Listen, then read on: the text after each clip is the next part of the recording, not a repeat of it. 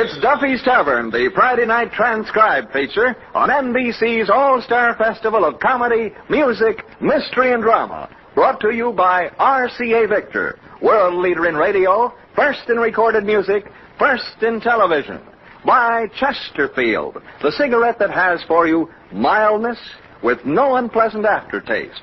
The cigarette that brings you Bing Crosby and Bob Hope. And by the makers of Anacin, for fast relief from pain of headache, neuritis, neuralgia. And now here we go, friends, to Duffy's Tavern with Slapsy Maxie Rosenblum, Arthur Treacher, Bert Gordon as the Mad Russian, Hazel Sherman as Miss Duffy, and starring Archie himself, Ed Gardner. Hello, Duffy's Tavern, where the elite meet to eat. Archie the manager speaking. Duffy ain't here.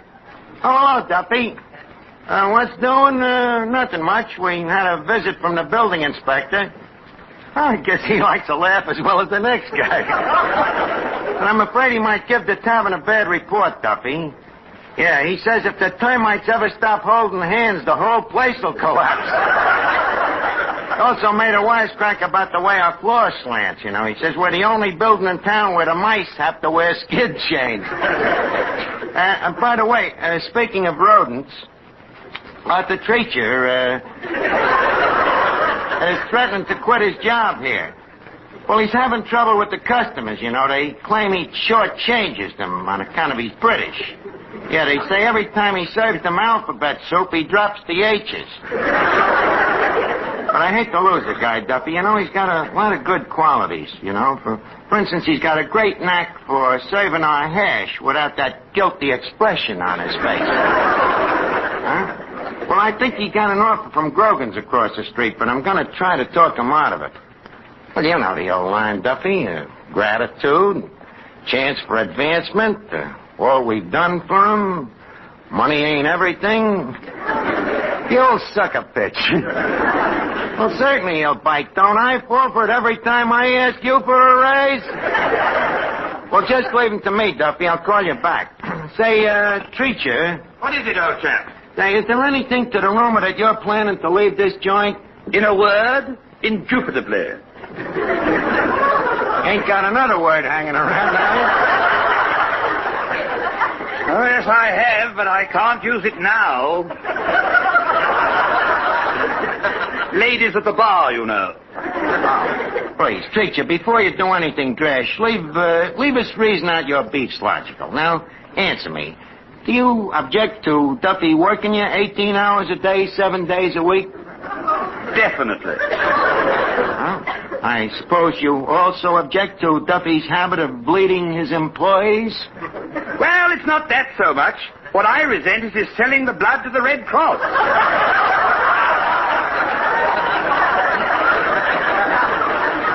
And I suppose you also object to not being paid no salary? Decidedly. Treacher, I'm afraid you didn't enter this discussion with an open mind. Don't you realize that money can't buy happiness? Perhaps not, but with money one can have such a jolly time being miserable. Now, if you'll excuse me, I'll pack my snake bite kit and prepare to leave. Goodness. Hello?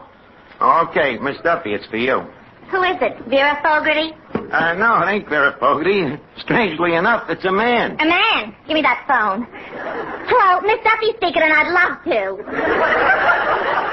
What? Archie, it's Papa. So what, since when are you so choosy? Are you a wise guy? What is it, Papa? Yeah, that's right, Arthur Treacher's quitting. Well, he wants his salary. I know it's unreasonable, Papa. But you know how help are these days. We've tried everything to get him to stay. We even told him he don't have to eat here. What, Papa? Why don't I do what? Use my feminine what? What, Papa? Bye. What'd he say? He says I should vamp Treacher into staying. Rita Barra rides again. Oh, Arthur. I beg your pardon? Mr. Treacher, you have always thought of me as the daughter of your employer, haughty and, shall we say, unattainable. Now I want you to think of me as the girl of your dreams. I'll never sleep again.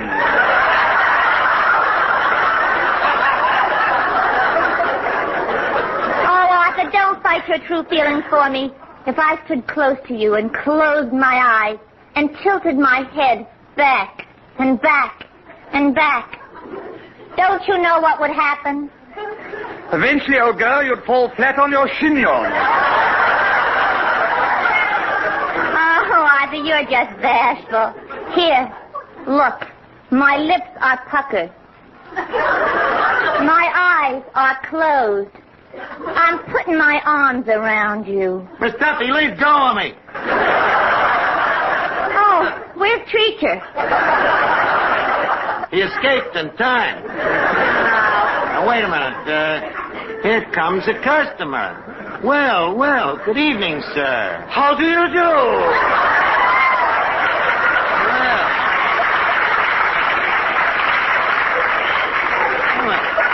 It's the Mad Russian. Glad to see you, Russian. What goes with you? I have just been to see my doctor.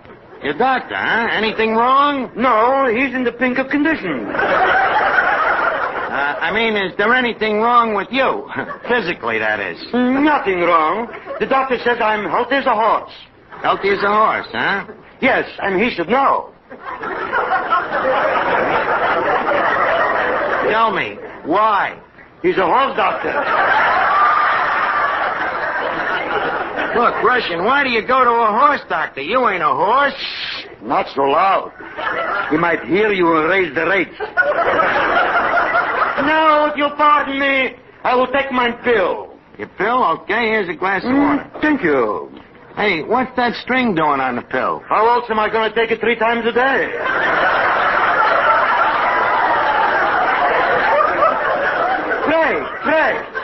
Pray, tell me. Mm-hmm. There is a rumor hanging on the grapevine that Arthur Treacher has escaped. Well, you might, so to speak. We had a little difference of opinion over money. Money? What's money? As I always say, be it ever so humble, there is no place like home. What's that got to do with money? Plenty. I owe 6 months' rent. Which reminds me, I am in the market for a job. The job for a market. Either way. Which way would you like it? I am in the market for a job. Well, a job you want, huh? Tell me, what can you do? He asked me what I could do. Come to think of it, what can I do? I'll tell you what you can do. You can go across the street to Grogan's and see if Arthur Treacher is working there. Right. You are asking me to be a double-dealing, low-down, double-crossing spy? Well, Me, a spy? I'll give you 6 free drinks on the house. 6 free drinks? Yeah. Shake hands with Matza Harry.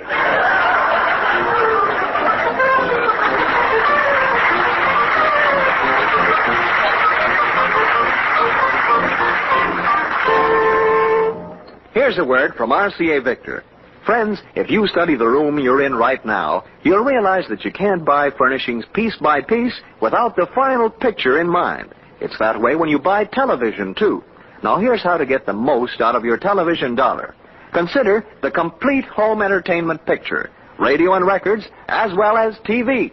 Instead of having many instruments scattered about, why not settle for one fine cabinet that costs less and contains your complete home entertainment needs? Such a one-cabinet combination is the RCA Victor Rutland.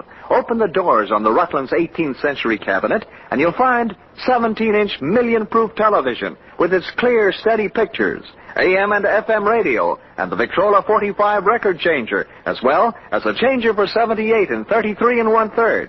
Yes, so many more families are becoming television owners this week. If you're one of them, remember to see and listen to the exciting new Rutland at your RCA Victor dealers. You know, Miss Duffy, I don't blame Treacher if he takes that job with Grogan's. What do you mean? Well, the lousy way your old man treats people. You know, after all, there comes a time in the course of human events when all men is created equal. Archie, you stole that speech from somebody. I did not. Then where did you get it? I got it from Thomas Jefferson. That's the trouble. You'd be better off if you'd listened to Papa instead of your dopey friends. Mr. Duffy, Thomas Jefferson is not a friend of mine. He happens to be the deceased father of our country. George Washington was the father of our country. You think a country this big only had one father? What's that got to do with Arthur Treacher? He's an Englishman. What was George Washington? An Englishman. Touche. If you ask me, I should have been just as smart as Treacher and quit working for that old man of yours long ago. What price gratitude? Gratitude to who? To Papa, who made you what you are today. You worthless good for nothing. Look, Miss Duffy, don't give me them honeyed words. Boy, when I think what I could have been if I didn't come to work here 10 years ago. What could you have been? What could I have been? It so happens that the very morning your father hired me, I turned down a splendid opportunity to go on relief. From there on, who knows? Archie, my boy, come here. Yeah, excuse me, what is it? Spy number 6420J reporting. Good, 6420J. Hey, why the umbrella over your head? I am working undercover. Well, that's very sleuthy. Now, tell me, what's the dope? I mean, outside of you. Just a minute. Are we alone? Yes. But who is that standing beside you? That's you. I know.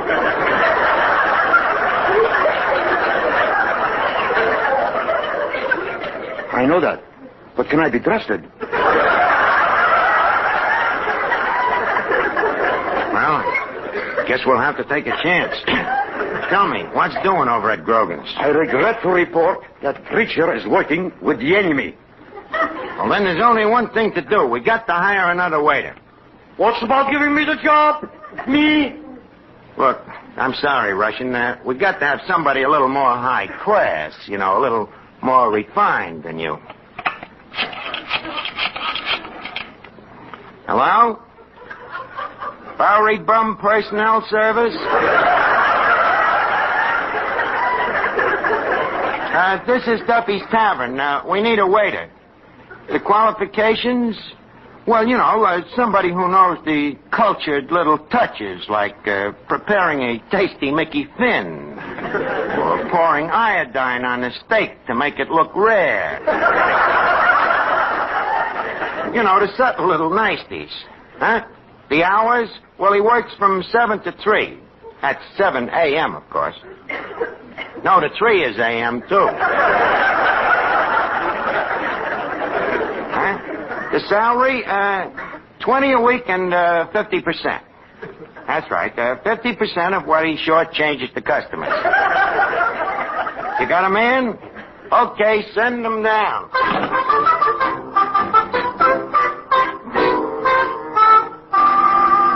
What are you doing, Archie? I'm composing a business letter to me competitor for stealing Arthur Treacher. Oh, what does it say? Well, I'll read it. My dear Mr. Grogan, I would like to tell you what I think of you, but I am far too genteel. Suffice it to say that you stink.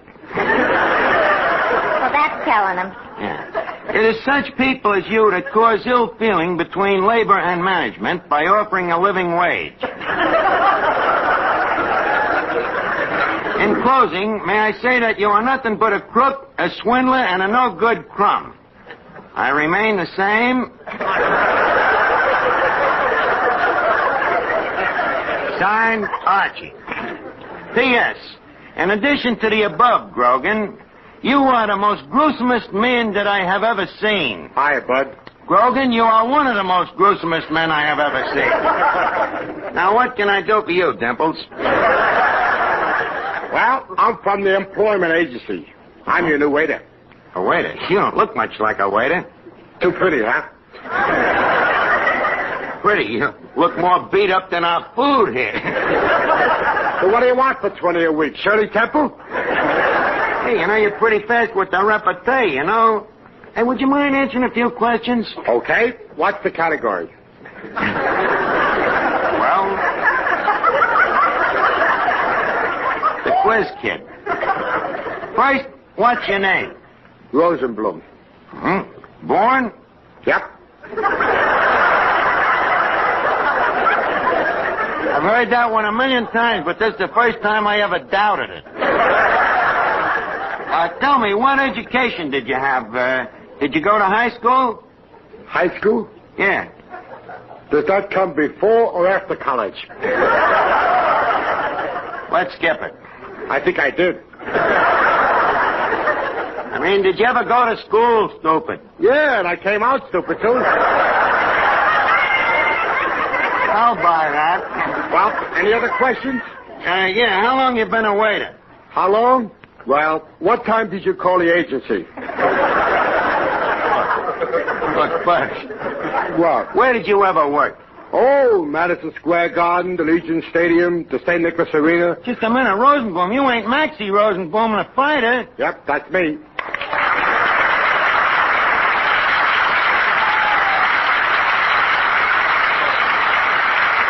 Holy crap, Maxie Rosenblum. I'm sorry, I didn't recognize you. Standing up.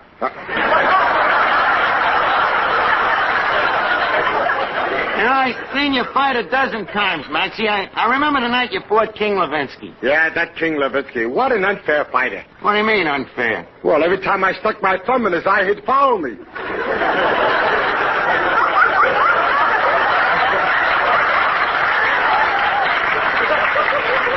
It's too late for me to make a comeback. And, I remember the night that Mickey Walker flattened you with that right hook in the first round. Ah, that Mickey Walker was just lucky. Lucky. Yeah, my jaw just happened to be where he was swinging, that's all. You never did fight Joe Louis, did you? Nah, he was afraid. Afraid, huh?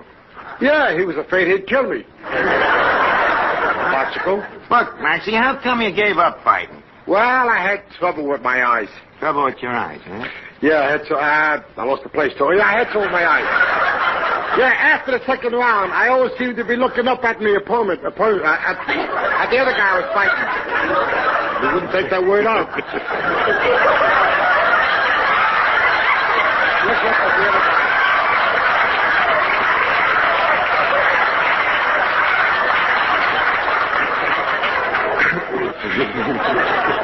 Now, look, maybe I'll hire you. I'm partial to fighters, Maxie. I used to be a fighter myself, You were a fighter? Feel that wrist. Feel that bicuspid. No, that ain't chopped liver.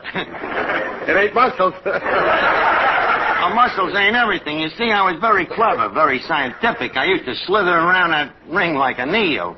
In fact, they used to call me Archie the Ringworm. You don't die, I believe. Uh-huh. Ahem. Oh, look, quiet, Miss Duffy. Hey! What a beautiful dame. This guy's punchier than I thought he was. Archie, will you please introduce me while he's still on his feet? Okay, Miss Duffy, shake hands with Maxie Rosenblum, one of the most powerful fighters in the world. Formally, of course. Oh, cut out the formal introductions. Shake hands, Miss Duffy. Glad to. Ouch, what a grip. How long you been fighting? You got that grip rolling out the battleships.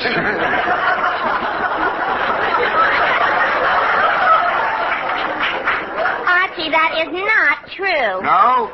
I got it rowing back from battleships. I know it had something to do with defense. Oh, Slapsy, Yes? I'm not doing anything tonight. Swell. Let's go over to Stillman's Gymnasium and spar a few rounds, huh? Oh, please, Maxie, that would hardly be a fair match. Maybe you're right. You've been out of the ring much too long. Look, Miss Duffy, 7, 8, 9, 10. You mean? Out. Now, Maxie, about this job here as a waiter. Mm-hmm. Now, here's our standard waiter's contract. Just close your eyes and sign here. Sign my name? Yeah.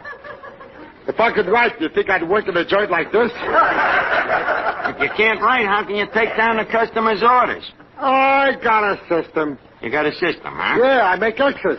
Uh-huh. 1 X for a salad, 2 X's for soup, and 3 X's for meat and coffee. 3 X's for both meat and coffee? Yep. Well, how can you tell which is which? Easy. If you drink it, it's coffee.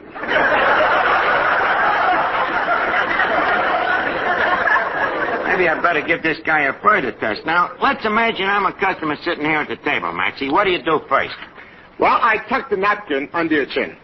Well, that's correct as far as it goes, but what do you do if I ain't wearing a collar? If you ain't wearing a collar, what do you need a napkin for? Maxie, one uses a napkin irregardless of whether he is attired in a collar or not. That's considered good form. And as a waiter, you must not forget Emily Post. Why didn't you tell me you came in with a dame? Look, all right. Are there any further questions you'd like to know? Yeah. How come you won't pay me 50 a week instead of 20? 50? You're asking pretty high wages for somebody with no experience. Yeah, but don't forget, it's much harder work when you don't know what you're doing. And you don't know nothing about it.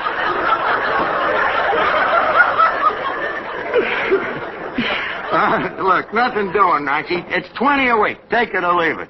Okay, but before I start, I want one thing misunderstood. What? Anybody that says anything around here I don't like gets a punch in the nose. You understand that? Does that go for everybody? Everybody, including you, ringworm. Oh, yeah? Now, look, I'm the manager here, and I'll say anything I want anytime I feel like it. You will, huh? Anytime I feel like it. Okay. Go ahead and say it. Well, right now, I don't feel like it.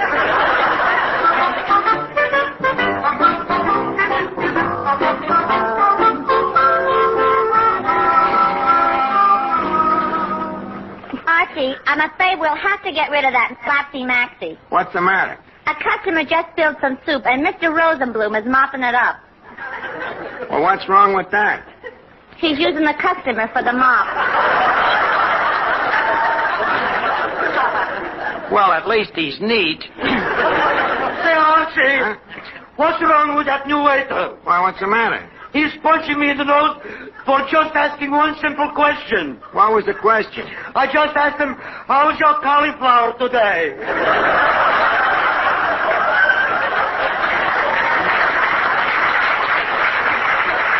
Well, see, I'll have to take care of this guy. Hey, Maxie. What do you want, jerk?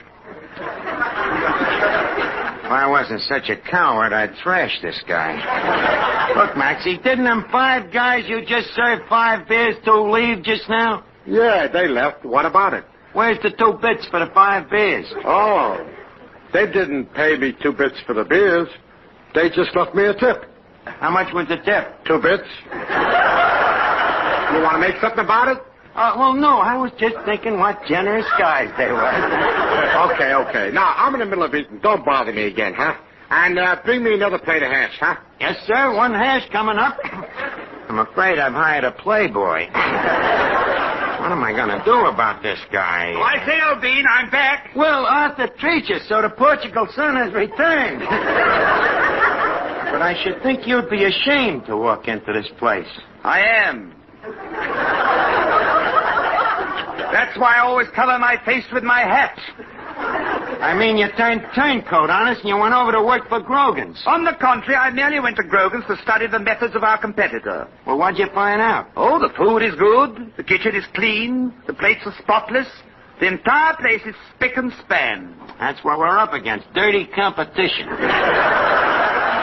But, Treacher, I'm glad you're back, and I'm going to pay your salary. A salary? Yes, sir. I'll give you $1 a week. Oh, goody, $1 a week, eh? Oh, now I can keep a harem. Hey, Maxie, come here. You still beating your gums? Look, I'm sorry to say that a situation has arose. Treacher, our former head waiter, has re-enlisted with us, see? Which naturally leaves you with very little seniority to fall back on. Hey, wait a minute. Are you trying to tell me I'm fired? Well, frankly... Do you know what happened to the last guy that fired me? No. Neither does he. So think it over. Taxi. Now, leave us not make a scene. I'll have to ask you to turn in your bar rag and brass knuckles and leave quietly. Well, what about my week's salary? Week's salary, you only been here 20 minutes. What? Okay, we'll pay you a week's salary. Let's see here. 5, 10, 15, 20. Hey, Maxie, 20 cents. And if you don't mind, I'd like a receipt. You'd like a receipt, huh? Yeah. Okay, here. I'll give you one. Ow! Hello? Duffy's Tavern. Teacher, the acting manager speaking. Oh, hello, Mr. Duffy. Archie? He just went out. Oh, I should say he'll be out for about 10 minutes.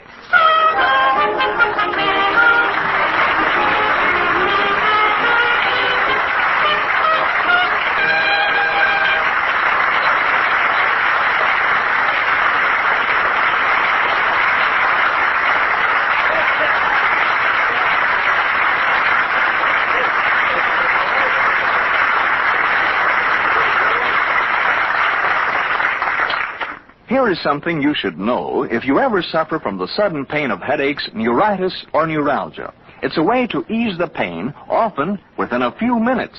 A way that is incredibly fast and effective. It's Anacin. Anacin is like a doctor's prescription. That is, Anacin contains not just one, but a combination of medically proven active ingredients in easy-to-take tablet form. Thousands of people were first introduced to Anacin through their own physicians or dentists. But today, these tablets are in such widespread use that all drug counters have them, and anyone may enjoy their benefits.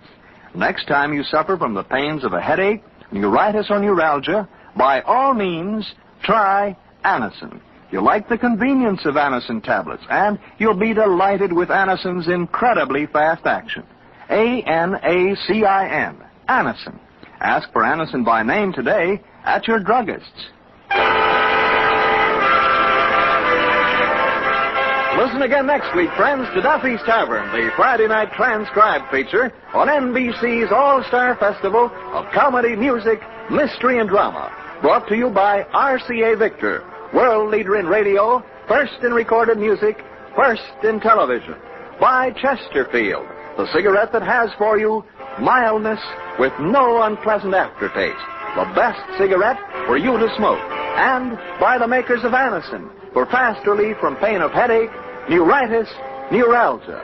Listen tomorrow evening for The Man Called X, starring Herbert Marshall, the Saturday night feature of the All-Star Festival.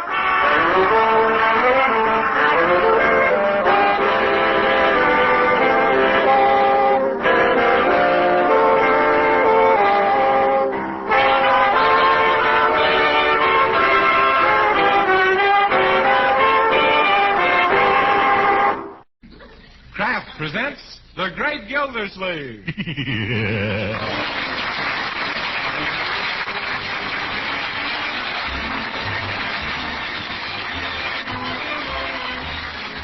Kraft Cheese Company, who also bring you Bing Crosby every Thursday night, present each week at this time Harold Peary as The Great Gildersleeve, written by Leonard L. Levinson.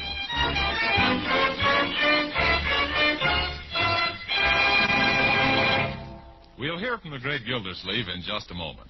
But first, let me pass along an economy tip to you housewives. You're trying to hold down the cost of your dinner main dishes. Well, you know macaroni and cheese is a fine, thrifty main dish.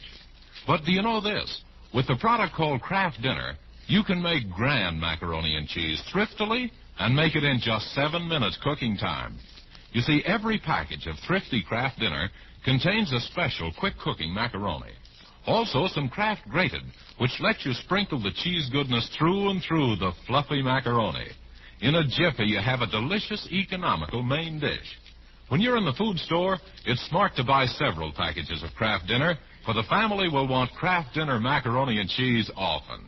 Tomorrow, ask for Kraft Dinner.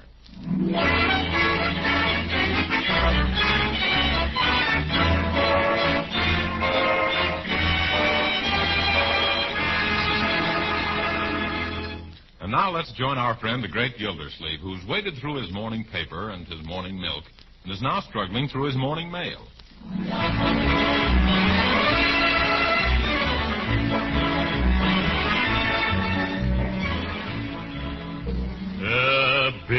Bills, nothing but bills. Well, here's a postcard. It says, be thin as a leaf by boiling your beef. From some dietetic advisor? No, Marjorie, it's from the Sultan's Delight Turkish Baths. Well, a letter from the manager of my old rubber plant, the Gildersleeve Girdle Works. What do you know? It's been converted into a factory to repair barrage balloons. Yes. That certainly is a big change, isn't it, Uncle? Oh, not much, Leroy. After all, they're still putting blimps into shape again. Or am I stretching things a little? What does he write, Uncle Mort? He says they've made the mistake of inflating a big balloon inside the factory. Jeepers, did it cause any trouble? I'll say it simply raised the roof. Oh, here's what I've been waiting for. It's from the State War Savings Administrator. The pins and the stickers I sent for. Here are your pins, children. Oh, this is cute. Yeah, what's it for, Unc? Well, I've been investing part of the income from your estate in war bonds, and doing the same with my income. Now, we're all full-fledged members of the 10% Club. The 10% Club? What kind of a club is that? Leroy, it's the club that's going to help give the Axis a beating. Look, they sent us stickers to put up in our front window, too. Oh, yes. We're buying at least 10%. Uncle Mort, you have 2 stickers. Sure. I forgot to tell you, we're investing 20%.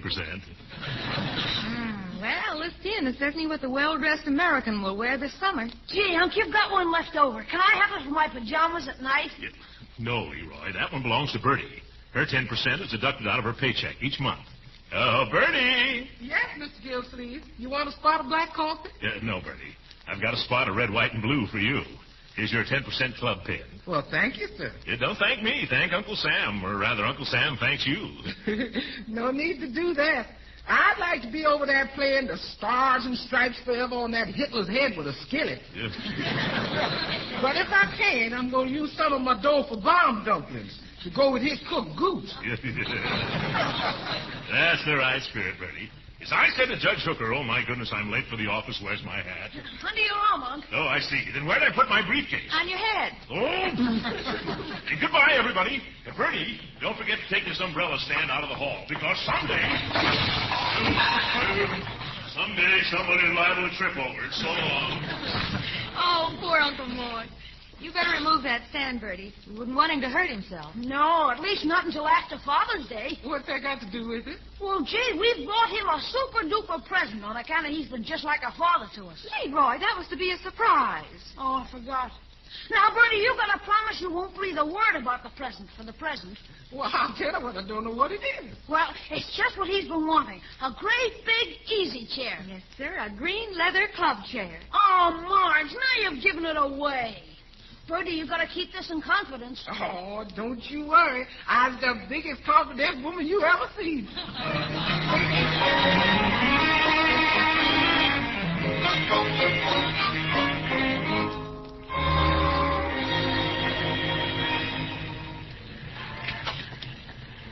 Hello, Spencer. Oh, Slepperman. Welcome to Slepperman's Overstuffed Furniture Store.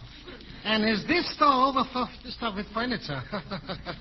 Well, Sam, how are you? Physically, I'm in the pink. Financially, I'm even more so. I'm in the red. What can I do for you if I'm not being too continental? Oh, really nothing. I just thought I'd drop in and browse around. Oh, go right ahead. Everybody's doing it. Business has been very browsy lately. And if you don't see what you want, just remember, can I help it if my stock is monotonous? I saw a nice display of leather club chairs in the window. That's why I came in, Sam. I was sort of daydreaming, with Father's Day on Sunday. Wouldn't it be nice if I were a father? Yeah, that's a little short notice. I don't think you can make it. Yeah, I know that, Slep. Marjorie and Leroy are fine children, but isn't it too bad I haven't any children of my own to buy me one of those chairs? I suppose your kids are pretty good to you. Oh, sure. All 8 of them. They're so good to me on Father's Day that I'm broke for the rest of the month. You mean they buy you a present and then charge it to you? Oh, no. They borrow the money from me beforehand.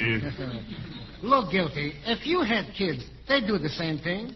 So why don't you pretend you have a son and that you're him and he wants to buy you a nice chair? Go on, don't be stingy with the boy. Now, don't you go to work on me, Schlepperman. I already have a soft spot for that brown leather club chair. Yes, and the vice versa. What do you mean? That chair has a soft spot for you. It was just made for you. Look, extra wide seat, big soft cushion, heavy legs. Are you describing the chair? I'm not so foolish I should insult a customer. Go on, sit in it once. It's free. Yeah, all right, Sam. Yeah, that certainly looks cozy. Yeah. This is like floating in the ocean, only not so wet. How much do you want for this chair? $67.50, and that's my rocky bottom price. But, Sam, this chair hasn't got a rocky bottom. You got me. 65. 55. Oh, no. You can have one of the red ones or a green one for 55. But the brown one costs me more. Why is that? The manufacturer has a win. Yeah.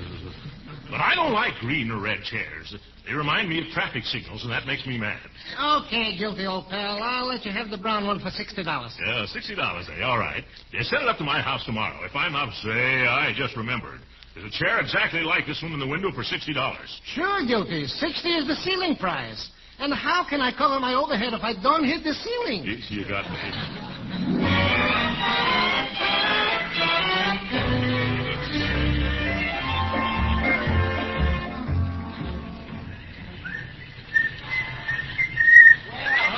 Gildersleeve. Well, hello, Judge Hooker. This is my sister, Amelia. Amelia, this is Throckmorton P. Gildersleeve. Oh, I'm glad to know you, Mr. Gildersleeve. Well, this is a pleasure indeed, Miss Hooker.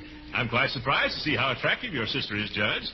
The way you always talked, I thought she... By the way, Gildersleeve, glad I ran into you today.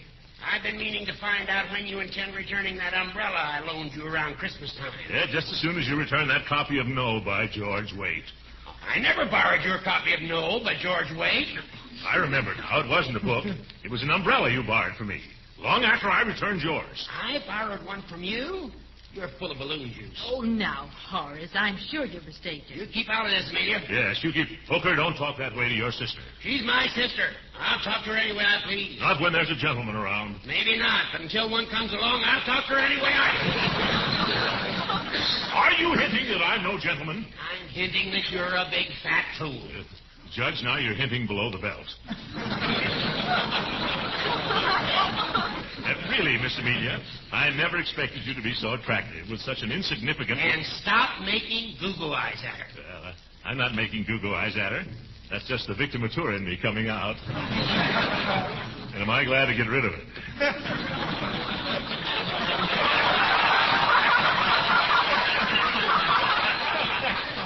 Goodbye, Miss Amelia. I hope I see you in better company the next time. You better return my umbrella, you deadbeat. Oh, quiet, Horace. My goodness, let that nice Mr. Gildersleeve keep it. You've got 2 umbrellas in the closet downstairs. Oh, no. Oh, yes. One with a gold handle and the other with a broken rib. Oh, great Scott. Well, what's wrong? That broken one is Gildersleeve's, and the gold handle one is the one I loaned him. Well, Horace Hooker, shame on you. Now, you must do something to make up for the way you've insulted Mr. Gildersleeve. Well, maybe I'll buy him something for his birthday. It's the 21st. The 21st? Well, that's Sunday. Okay, then I'll send him a postal card. Special delivery. You'll do nothing of the sort. Now, you come with me. Where are you going? Over to Obler's department store to buy Mr. Gildersleeve a birthday present. I saw the most comfy red leather club chair in the window this morning.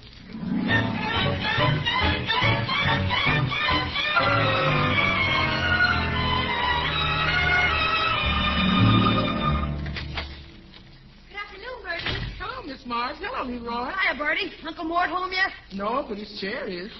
Oh, dear. The salesman at Phelps and Fowler's promised they wouldn't deliver it until tomorrow morning. Well, let's hide it someplace till then. How about your room, Bertie? My room? Why, it's so small I have to do my setting up exercises sitting down. Even have to open the window to throw my chest out. Well, let's see the chair. Oh, that's not the right one. No, this one's brown. And we bought a green one.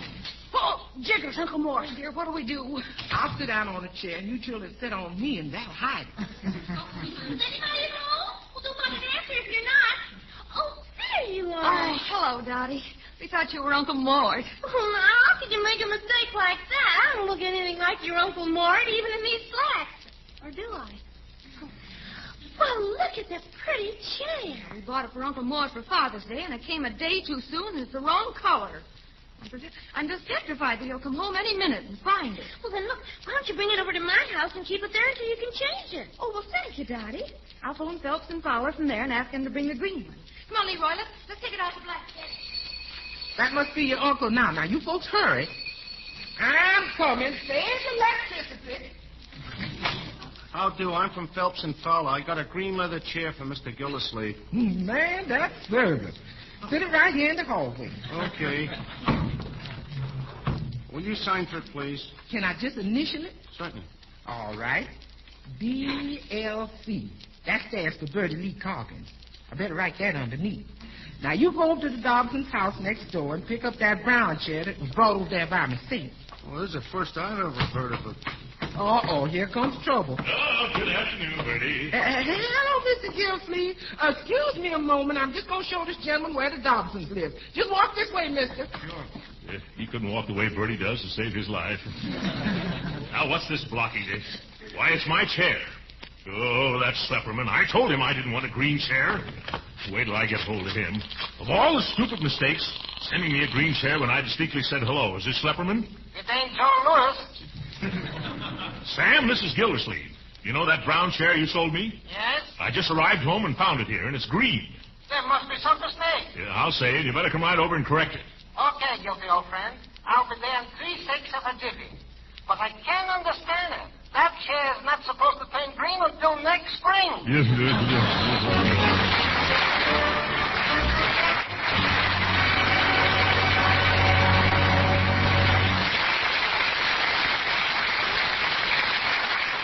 The great Gildersleeve will be with us again in just a few minutes. Meanwhile, let me tell you homemakers how to do a little sleight of hand performance in the kitchen. It's how to make delicious macaroni and cheese with magic speed. You do it with a product called Kraft Dinner. Out of the Kraft Dinner box, take the special Kraft Dinner macaroni and cook it in boiling water not more than 7 minutes. Then drain off the water, add a little butter and milk. And with the Kraft grated that also comes in every Kraft Dinner package, sprinkle the cheese flavor through and through. In as little time as it takes you to make the coffee, you have a grand money-saving main dish ready. Macaroni and cheese that the whole family will go for, cooked in only 7 minutes. It does seem like a sleight of hand trick, doesn't it? Well, get set to do this kitchen magic real soon. Tomorrow, ask your food dealer for Kraft Dinner. Better get several packages, because the folks will love Kraft Dinner macaroni and cheese.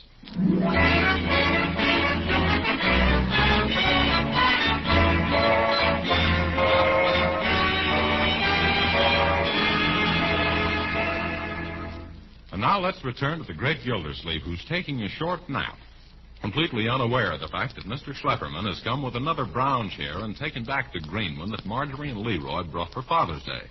Right now, his niece and nephew are returning from Dottie's house. I sure hope Uncle Mort likes the chair we picked out. Oh, I'm positive that he will. Oh, I can just see him now, stretched out on that comfy green leather, smoking a cigar and spilling the ashes all over his vest. Why don't we get him an ashtray? One of the... Leroy! Do you see what I see? You mean that brown leather chair? We just got through hauling it over to Dottie's. And then I saw the delivery man take it away. He must have brought it right back here. Well, let's get it back to Dottie's before Uncle Mort sees it. Oh, that's the front doorbell. Come on, brother, out through the kitchen. Bertie, someone's ringing the bell. If this keeps up, I'm going to be worn down to a shadow, size 42. Hello there, Bertie. Hello, Judge Hooker. I've got a little surprise for Mr. Gildersleeve. Oh, what, you two? Yes, look. You mean that's that red leather chair? Yes. Now, I don't want you to breathe a word about it to a soul. Who, me? Don't you worry. Alongside of me, the Sphinx is just another Gracie Allen. Help me carry it in. Now, just put you in the living room for Gildy. And don't tell him who it's from. Let him guess a while. But Judge Hooker. I wonder what he'll say when he finds out. I know. He'll say, ooh, ooh, ooh, ooh, ooh. Yes, well, goodbye. And remember, mum's the word. Yes, sir. Mum's the word for Father's Day. Green chairs, red chairs, brown chairs. Where we gonna put them all? Bertie, did a man bring a chair while I was asleep? Yes, sir, frequently. Oh,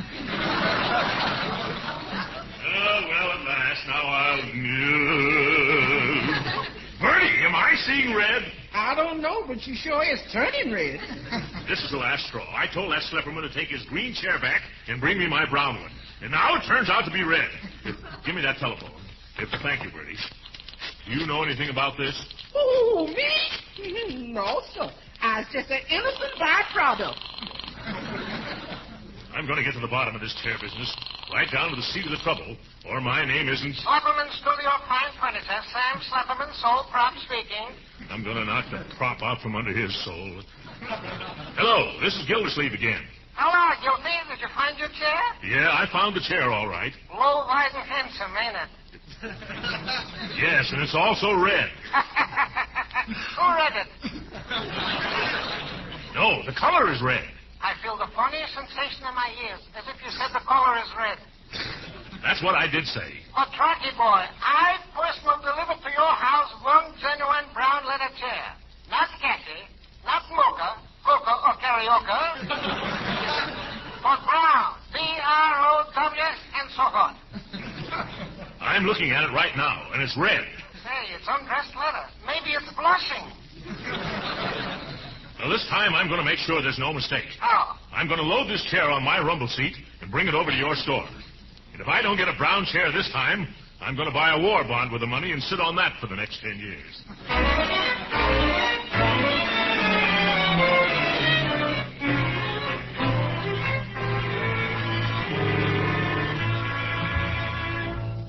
How come you bringing back this chair? Lady, when I took this brown chair back to Phelps and Fowler, the boss told me it ain't our chair at all. Well, then leave it here, mister. Chairs has been floating in and out this house like a flood in a furniture factory. Okay. Yeah, there you are. Bye. What we ought to do is give them all to the government. 3 chairs for the red, white, and blue. Bertie, I just found I'd made a mistake.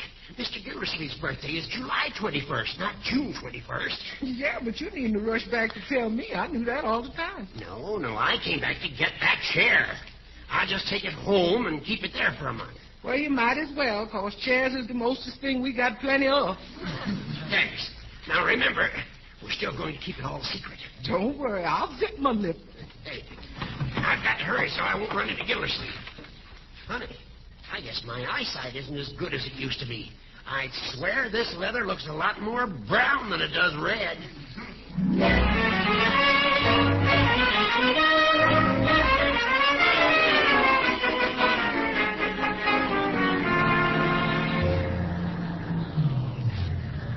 Honest, Guilty, I still insist that this is the 3rd brown leather chair I'm bringing into this house today. But what about the green one and the red one? They ain't mine. That's why I brought them along in the back of the trunk. You can have them. No, thanks. All I want is the brown one you sold me. Help me carry it in the house, Sam. All right. Follow me. I know the way blindfolded already.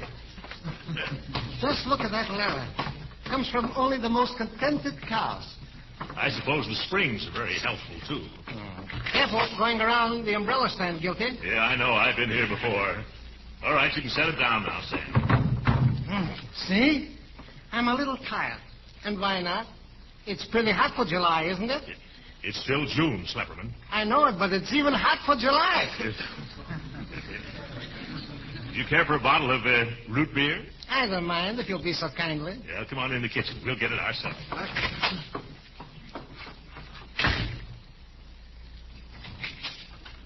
Gee, where is everybody today? Seems as though... Oh, for Pete's sake, how did that brown chair get back in here again? I bet that old Dottie hasn't sense enough to leave it over at her house. Well, there's nothing for me to do but drag it back next door again. Next time I'm going to attach an outboard motor to it. Come on, chair, let's go. No, Sam, I keep telling you. Those red and green chairs are not mine. But, Guilty, what happened to the 2 other brown ones? I don't know. You can see for yourself that I've only got that... Where's the chair we brought in here just now? Why ask me? I was in the kitchen with you drinking. Root beer, remember? That's right. Let's look around. It couldn't have walked off, could it? I don't know. Maybe it was a discontented cow after all. By George, I've heard of disappearing beds and fading wallpaper. But this is the first time I've ever seen a vanishing club chair. I wouldn't have believed it if I hadn't seen it with my own eyes. And now that I don't see it, I still don't believe it. It's nowhere around here. There's only one thing to do. Hand me that telephone. Here you are. What are you going to do? Call the police. A good idea. The lowlife who did this should get the chair. Should. He did.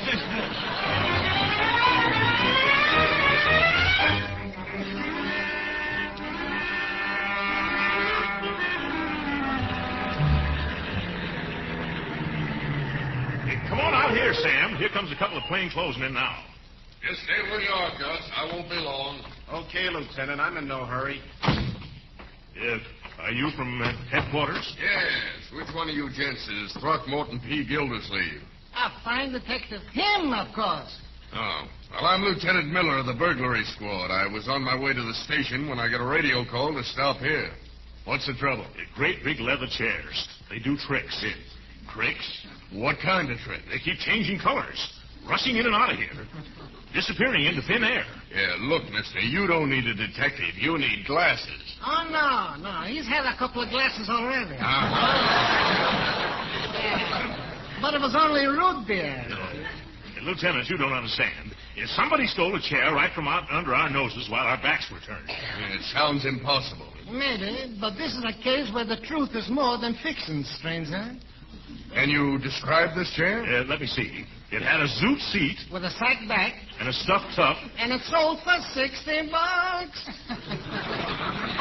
come on, cut out the horseplay. What was the style, color, material, and size? It was a brown leather club chair, the same size as me, a 48 stub. Well, if someone walked out with it, we shouldn't have any trouble tracing it. Have you asked the neighbors if they saw anything suspicious? Oh, no, I haven't. Well, suppose we try a few. All right, we'll ask the neighbors. Let's start with the Dobsons next door, huh? Say, Guilty, this is exciting. Don't you feel just like the Tin Man? No, I guess you don't. Do you think we should look for footprints, Lieutenant? You mean on the sidewalk? What do you think this is, Grauman's Chinese? My, he's a regular salary queen. And now remember, be sure you let me do the questioning. Yeah, all right. Come on, I haven't all day. Hello, Mr. Gildersleeve. Hello, Dottie. This is Lieutenant Miller from the police department, and Mr. Slepperman. From the furniture department. Have a guard. We're investigating a chair which disappeared from our house. Oh, well, do you mean a big brown leather club chair that was delivered there just this afternoon? Well, no, I haven't even heard about it. What does it look like? Well, it looks like, let me see. It looks exactly like both of those brown chairs in your hallway. Oh? All right, young lady. Start talking. Oh, no, Lieutenant. Don't get her started talking.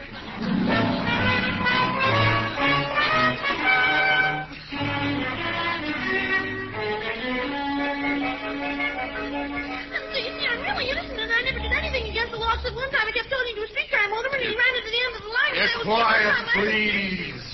I wish they'd ration her gas.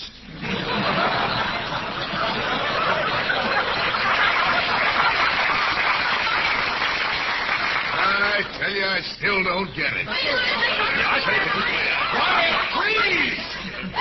I can't understand you people when you talk one at a time, let alone like this. Now, who's Marjorie? That's me. Now, if you had to buy your uncle something for Father's Day, why didn't you just get him a necktie? How do you like that? Trying to ruin the furniture business. But Bertie will tell you that we bought the green chair. Now, won't you, Bertie? No, ma'am. Why not? Because I ain't no stool pigeon. Hey, Unc, look out the window. Somebody's sneaking up to our house in the brown chair. Why, George, you're right. There's the thief, Lieutenant. Come on, let's get him. All right, come on. Stop! Drop that chair or I'll shoot.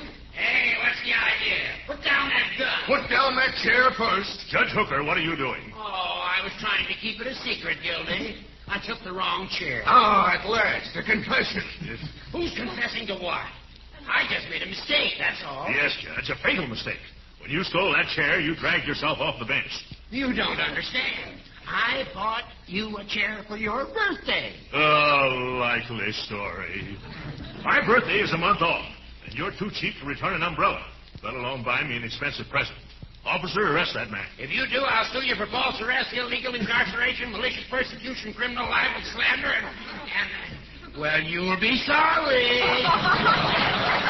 I'm not going to take any chances. Load all the chairs in Slepperman's truck.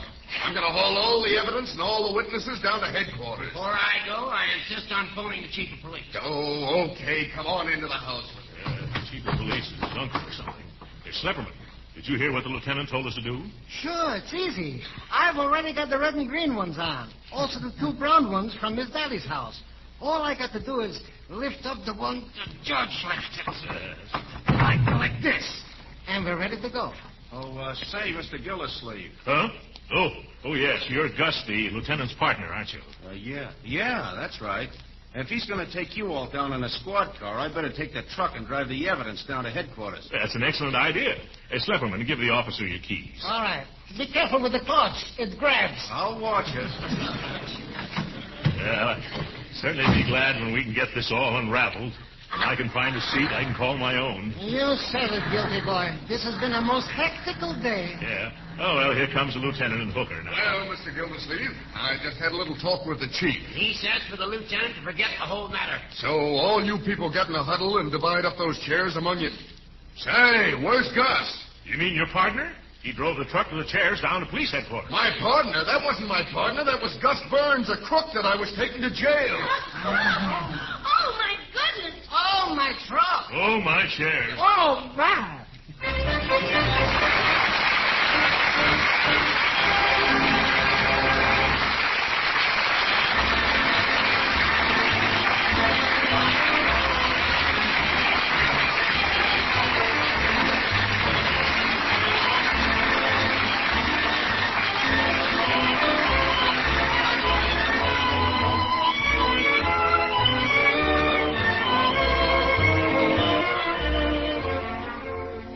But, Lieutenant, what I can't understand is that you letting that chair snatcher sit in that squad car unguarded. Well, I had him handcuffed to the wheel. I can't imagine how he got away. Did he ask anyone here to give him a key or a file? No, I don't know. No, sir. The only thing the man asked me for was a hairpin. Oh!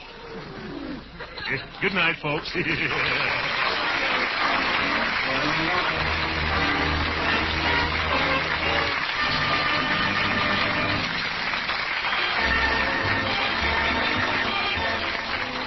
Original music heard on this program was composed and conducted by William Randall. This is Jim Bannon speaking for the Kraft Cheese Company. I'm inviting you to tune in again next week at the same time for the further adventures of the Great Gildersleeve. This program has reached you from Hollywood. This is the National Broadcasting Company.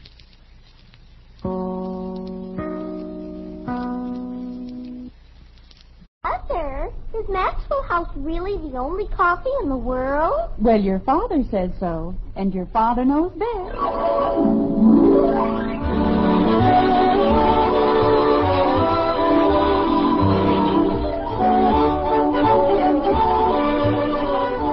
Yes, it's Father Knows Best, transcribed in Hollywood, starring Robert Young as Father.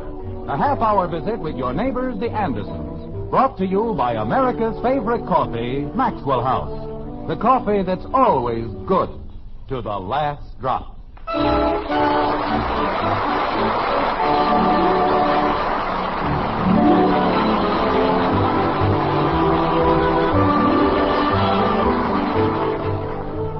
It was Oscar Wilde who said, "Children begin by loving their parents.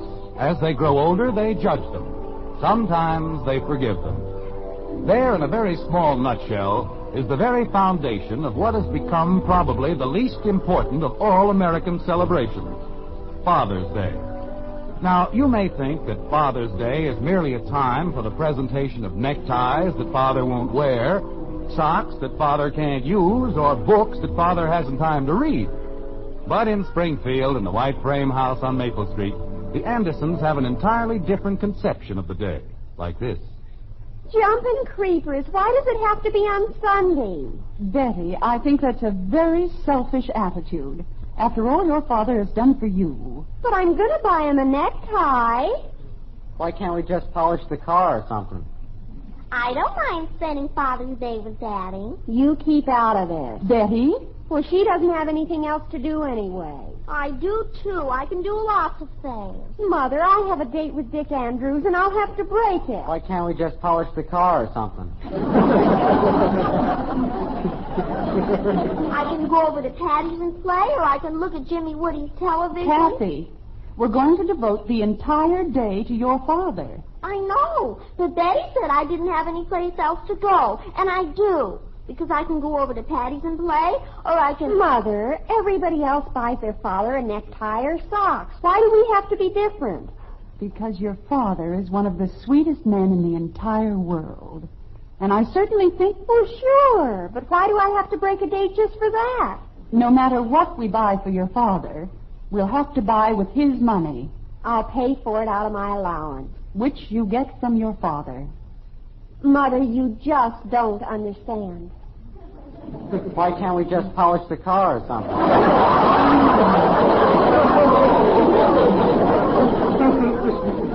Bud, the car is less than a week old, and your father has already polished it 4 times.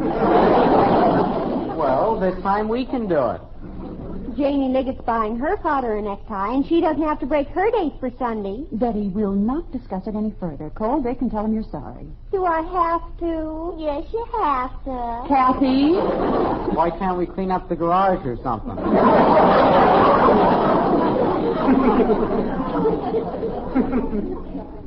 Betty, go in and call Dick. Oh, pooh.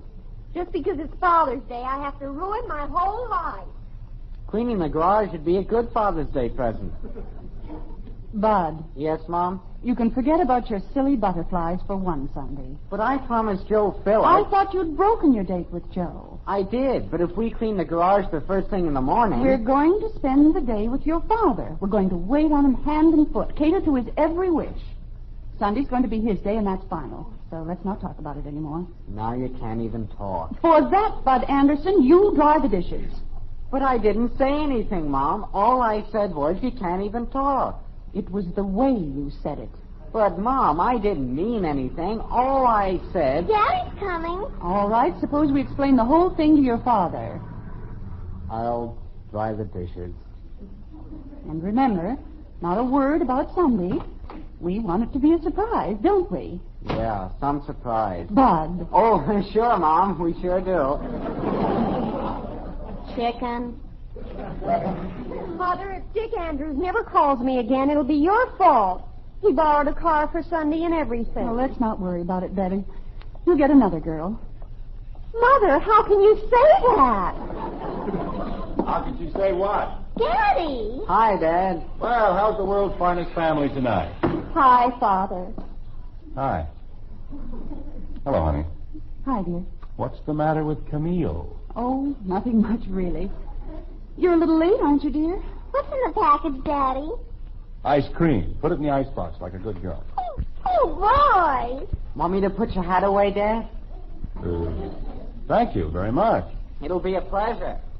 What's the matter with him? Oh, we had a slight misunderstanding, nothing serious. Were you held up at the office? No, I stopped off at Haney's garage on my way home. Oh? There's a very annoying rattle in the rear bumper. I'm not even sure we ought to keep that car. Jumping catfish. I beg your pardon? That old wreck of ours made so much noise you couldn't hear yourself think. But if this one makes one little squeak... Betty, as long as we had to buy a new car, we might as well have them put it in good shape. Why don't you set the table like a good girl, Betty? How else can you set the table? And you help her, Kathy. Yes, Mommy.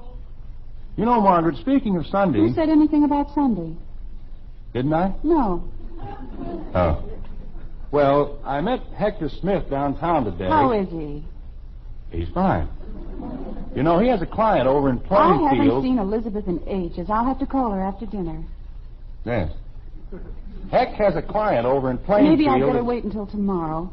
Well, there's such a lot to talk about. Margaret, will you please let me tell you about Hector? Why, of course, dear. Go right ahead. All right. Try to tell a woman anything, it's just like... what was I talking about? Plainfield, dear. Oh. Well... You see, I was listening. Yes. Even if you weren't. Margaret. Hector was coming back from Plainfield the other day, and he decided to take a shortcut. Well, you know how Hector is. He got lost. Oh, well, that's too bad. Is he all right now? Nothing happened to him. He just got lost. Found himself on an old dirt road way back in the hills. My. Margaret, you don't have to keep making those little noises. I know you're listening. Go ahead, dear. Well, he found a lake. Just a little bit of a thing. He says it's the greatest spot for fish he's ever seen in his life. They were actually leaping out of the water. Bass, lake trout, everything. And every one of them dying to get on a hook. Margaret, doesn't that mean anything to you? Oh, yes, dear. I'm quite excited. Well, anyway, we're going to run up there Sunday morning and see what we can do. Sunday morning? Jim, you can't. Why not? It's only about 20 miles. Heck's going to pick me up at 5, and all I'll need is a few sandwiches. Jim Anderson, I've never seen it to fail. Every time we try to surprise you with anything, you have to make other arrangements. My birthday's in February. Sunday is Father's Day. Oh, that thing. Betty and Bud broke their dates just so they could spend the day with you. They didn't have to do that. But they did. We had the nicest day arranged for you. We were all going out for dinner. Then we're going to a picture show, one I know you'd want to see. Honey, doesn't it make any difference that I'd rather go fishing? I don't care about Father's Day. Well, we do. We want to show you how much we love you. And we want you to have a good time. I know what you mean, Angel, but if I'd rather go fishing... Jim, you're being very selfish about this whole thing.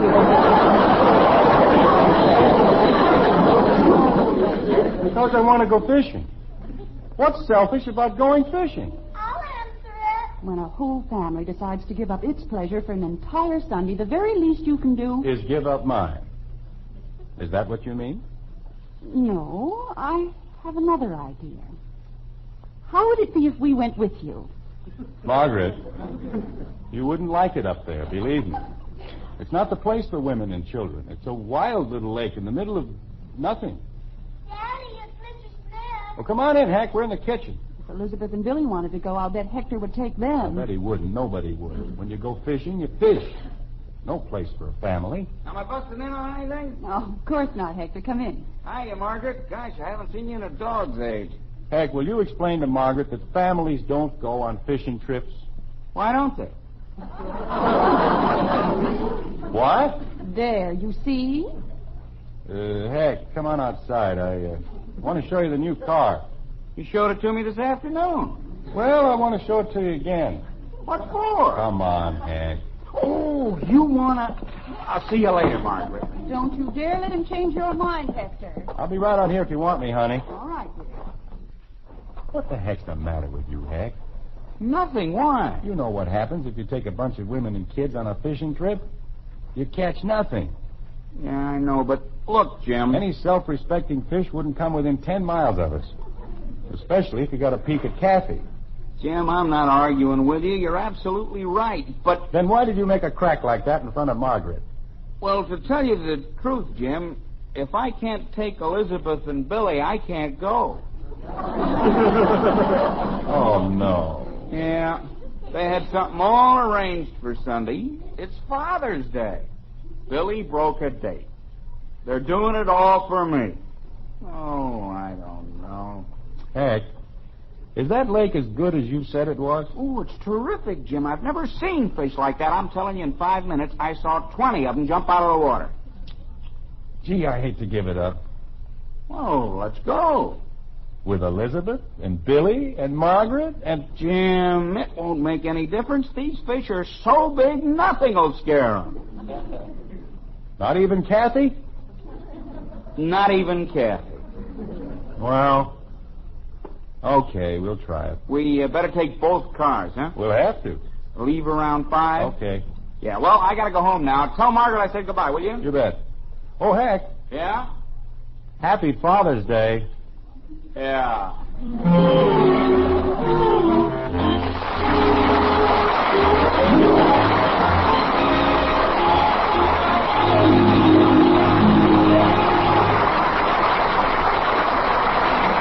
Well, I suppose it's not the first time a man and his family didn't quite see eye to eye on the best way to spend a happy Father's Day. Here's a point, however, everybody agrees on. When it comes to a cup of coffee, you and I and the family next door all look for one thing: flavor. We want the most in flavor for every penny we spend. And extra flavor is just what you do get in our Maxwell House coffee. That wonderful good to the last drop flavor no other coffee has to offer. No coffee but Maxwell House. And there's a good reason why. It's our recipe. The only recipe on this green earth for that good to the last drop flavor. It calls for certain fine varieties of coffee to be blended together just so. It's the one way, the one recipe for that famous Maxwell House flavor. That wonderfully good flavor that's made our coffee America's favorite brand. That's why you find so much more enjoyment when your cup is filled with Maxwell House coffee. So next time you bring home a pound of coffee, make it that familiar blue tin of our Maxwell House. For more flavor, for your money's worth and more, start enjoying coffee that's always good to the last drop.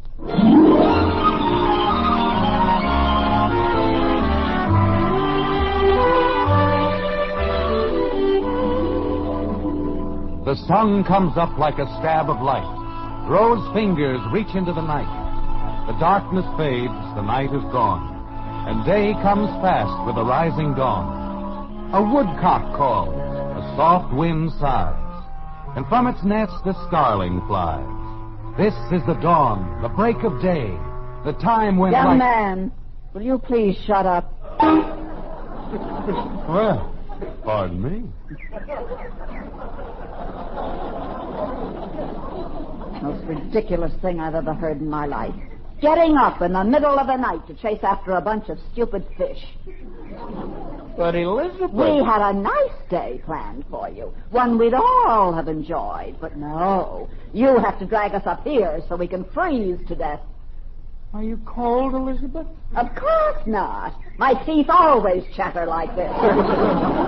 Billy, get the blanket out of the car for your mother. I said get the blanket out of the car. No, thanks. I'm quite comfortable. Billy! Leave the boy alone, Hector. The poor child. If he had a father with the slightest bit of consideration... Elizabeth, I didn't say you had to come along. This was your idea. Naturally. You haven't had an idea since the day I met you. Now, look, Elizabeth. When I think of the men I could have married and didn't. Lucky dog. Hector! I'm sorry, Elizabeth. I was thinking of... I think the Andersons are coming. Well, it's about time. You'd think they'd have hurried a little. Well, the road's kind of rough, Elizabeth, and Jim has a new Oh, car. Hector, stop making excuses for them. They're just like everyone else we know. Don't consider a soul but themselves. Especially that Margaret. Thinks her children are the most wonderful things that ever lived. And if you ask me, Margaret, darling.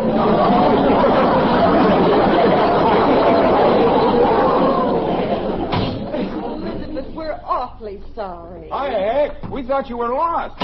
I'm awfully sorry we're so late, Elizabeth. Oh, Angel, we hadn't even noticed it. We had to stop on account of Kathy. Her hat blew out of the car, and we had an awful time finding it. Hi, Billy. Billy, wake up, dear. Etty is here. She is? Oh, hi, Betty. Hi. Say, this is quite a spot, Heck. Yes, sir. It's all right. Jim, I saw a bass, so help me, it was that long. You're kidding. No, I'm not, Jim. Well, maybe that long. Hey, there. Did you see that one, Jim? What'd I tell you, huh? Where? Right there, near the dock. I don't see anything. Jim, you weren't looking in the right place. Well, what's the difference? The place I want to see him is on the end of my line. Got all your stuff, Heck? You ain't just a woofin'.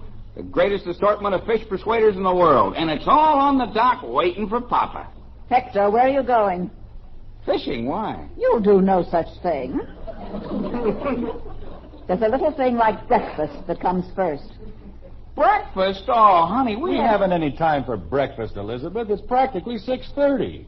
Jim, Elizabeth's right. My lands, I've got all that food to take out of the car. I'll get it, Elizabeth. I'll get it myself. You just build a fire. Honey, if we build you a nice big fire, then is it all right if we go fishing? After you've had your breakfast.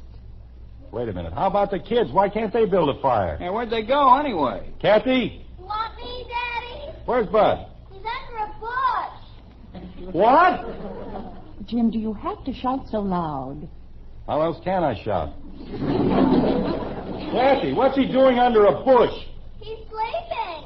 Well, wake him up. Why? Because it's time for breakfast. Breakfast?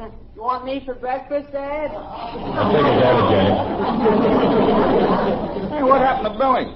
Betty, Yes, Father? where's Billy?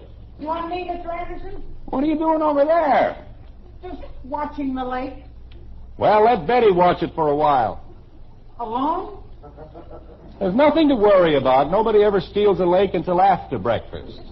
Hiya, Dad. What's cooking? Nothing yet. Get some wood. You said it was time for breakfast. Bud, we've got to build a fire. Get some wood. Where? You know, heck, at this point, our ancestors are probably spinning in their graves. Where? Well, gosh, what do I know about getting wood? Jim, you're only confusing the boy. Bud, you see that tree? You see all those trees? That's wood.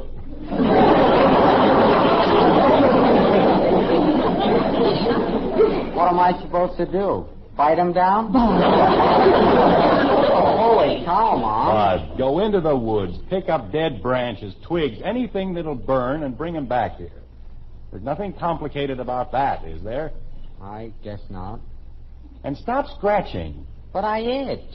I said stop scratching and get going. I told them we ought to polish the car. Now I gotta make like a beaver. You want me to go someplace, Mr. Anderson? Well...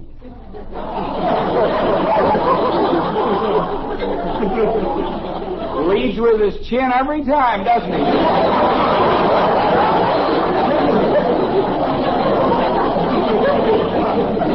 Billy, we have a slight problem. Oh?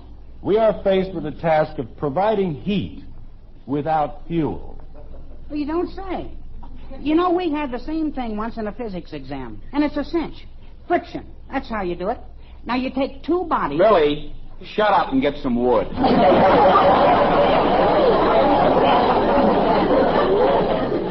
What? I said get some wood. Oh, okay. But I thought Mr. Anderson said... Wood! Hector, stop raising your voice. Wood.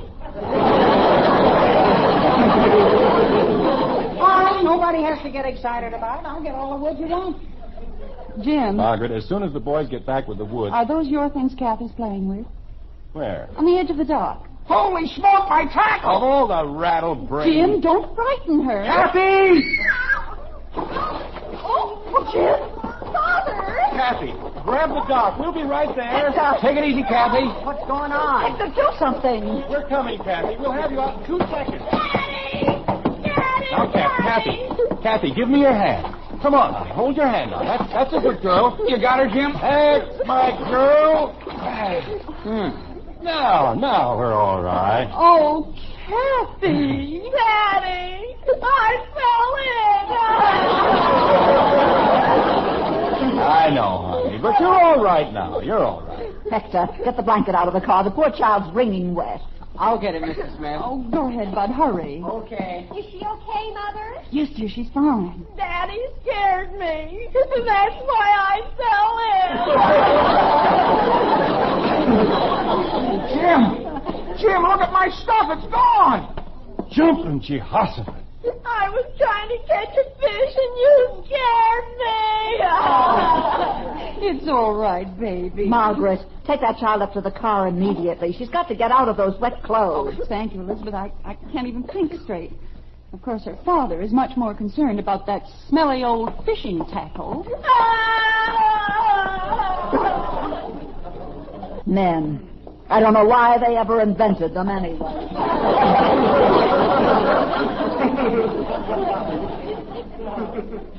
Gosh, I'm awfully sorry, Heck. My whole kit down at the bottom of the lake. Look at it. You mean you can see it? Where? Yeah, down there. Must be 30 feet. Hey, where are you going? I've got an idea, Heck. Don't go away. Father's Day. Isn't bad enough having children, you have to have Father's Day. Can you still see it, Heck? Yeah, practically smiling at me. Well, don't worry about it. We'll get it out all right. What are you going to do? What would you say was the right bait for your fishing tackle? For my... Oh, you mean... First, we'll fish for tackle, then we'll fish for fish. Yeah, that's a good idea. You think you can do it? Of course we can. Let's see now. That's about the biggest hook I have. You got any sinkers? Of course I have sinkers. Stop worrying, Hank. I'll get down there all right. Is that the heaviest line you got? Well, I didn't expect to catch any whales today. I know, Jim, but that stuff weighs a ton. Heck, I give you my personal guarantee. If I hook it, I'll land it.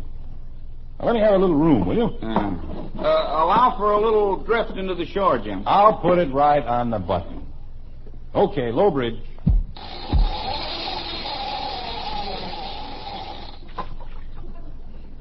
Nice casting, huh? What'd you have to put away out there for? So I can drag it across. Now, leave me alone, Heck. I know what I'm doing. Well, morning, man. Having any luck? Sure, all bad. Can you see it, Heck? I think you're too far to the left. Well, maybe I can pull it over. Doing a little bottom fishing, huh? Look, fella, we're busy right now. We got troubles. Come back some other time, huh? Okay. Just a minute. Come on, Jim. We haven't got all day. Take it easy, Heck. He might be a game warden or something. You wouldn't happen to be a game warden or anything, would you? Me? Oh, no. I'm not a game warden. Because if you are, we've got our licenses and permits and things like that. We don't worry about those things up here. Oh. This wouldn't be a private lake, would it? Oh, no. It's not a private lake at all. Ah. You know, for a minute you had me worried. No, it's nothing like that. This is a government fish hatchery. Oh, no.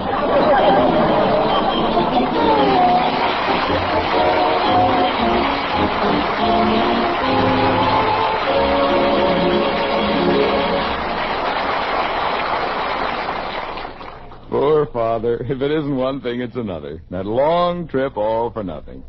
Just goes to show it always pays to look before you leap. On that score, when it comes to buying a pound of coffee, it always pays to look for flavor.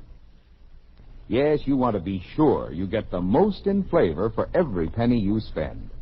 And that's just what you do get in every pound of our Maxwell House coffee. An extra measure of flavor. That wonderful, good to the last drop flavor no coffee but Maxwell House gives you. We're proud as can be of that famous flavor. It's the big reason why more people buy and enjoy our Maxwell House than any other brand. And today, as always, you can count on it every cup you pour. Because we'll never compromise on the quality of one single pound. That's why now, more than ever, your coffee buy is Maxwell House. Every pound, every cup, you can be sure it's always good to the last drop.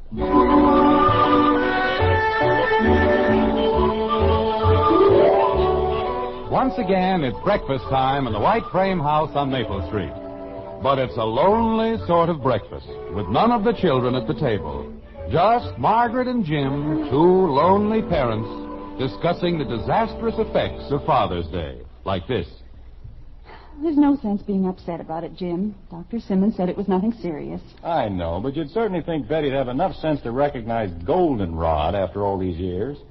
She didn't see it, Jim, and she still says it wasn't goldenrod. Well, it was something. She's puffed up like a frog. Well, Bud's the one I'm worried about. He says it itches terribly. There's a giant brain for you. Goes to sleep in a patch of poison ivy. wallows in the stuff. How's Kathy? Oh, she'll be all right in a few days. It's just a little cold. Jim, I don't understand. How can you laugh at a time like this? I don't know, Margaret. The whole thing is hysterical. It was quite a fishing trip. Wasn't it? Hay fever, poison ivy, a cold. This family caught everything except fish.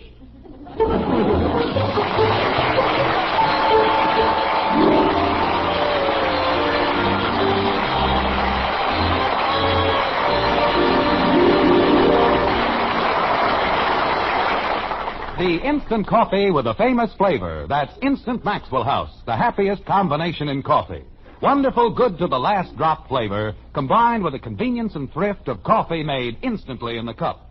So easy, no pot, no grounds. So thrifty, saves you real money compared to ordinary coffee. So truly good, pure roaster fresh flavor. Try Instant Maxwell House, the instant coffee with a famous flavor. Instantly good to the last drop.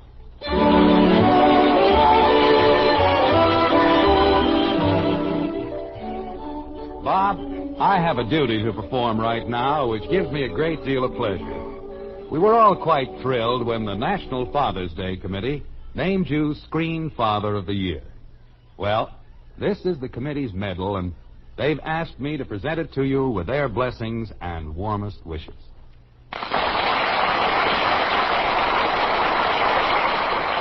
Thank you very much, Bill. Ladies and gentlemen, naturally, I'm very proud of this honor, but not for myself alone. As the father of 4 girls, I've spent a lot of time and gnawed a lot of nails in the waiting rooms of various hospitals in Southern California. Now, to prospective fathers who are wearing themselves to a frazzle, pacing endlessly up and down in hospital corridors all over the country, I have a most reassuring message. Fellas, you see, they do give medals to fathers. Thanks again, Bill, and good night.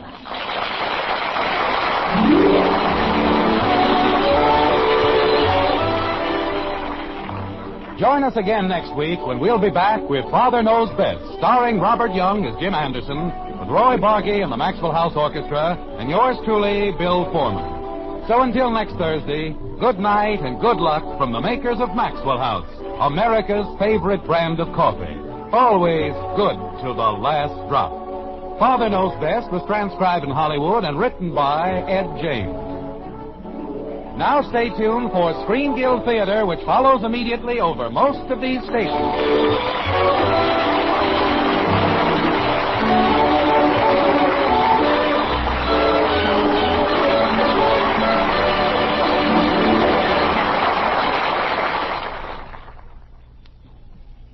Stay tuned for Screen Guild Theater, next on NBC.